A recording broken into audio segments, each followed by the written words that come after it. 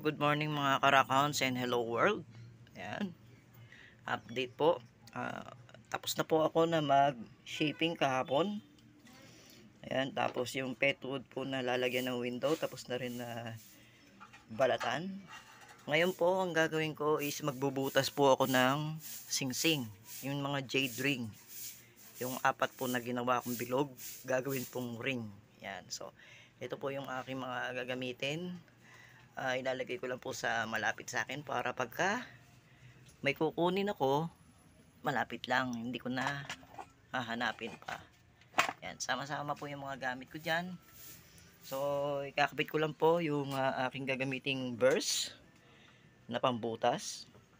Ito po kasi pang trim po ito ng mga carving. So papalitan ko po yan ng bilog para sakto lang dito sa butas. So yan, wait lang po, ikakabit ko lang. So ayan na po yung yung gagamitin kong pambutas, yung bilog na diamond burrs. Yung malaki ang gagamitin ko para sakto po yung butas niya. Yan, di ba? Wait lang po at aking i-set up na yung cellphone para makapag-umpisa na po ako. Wait lang po.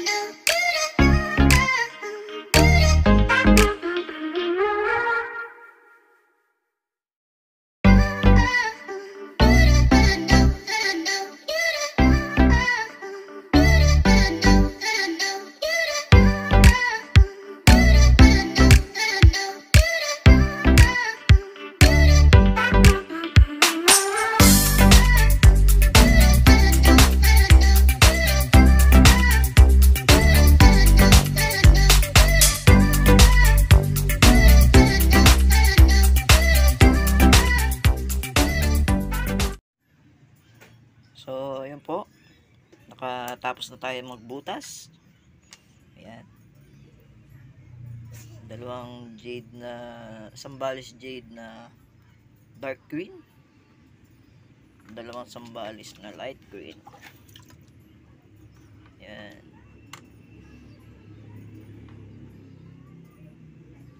Itong dalawa na to, may korte po ito eh. Papantayin po yan. Yan, papantayin yan. Tapos medyo i-slant. Magiging slant yan. Tapos manipis dito sa baba.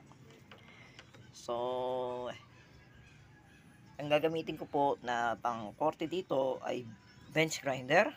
Ayan. Papalitan ko lang po siya ng flat laps na number 80. And then, tutuloy na po tayo sa pre-polishing nito. Ang gagamitin po natin na pang pre-polish po nito ay yung bagong bili ko na burrs.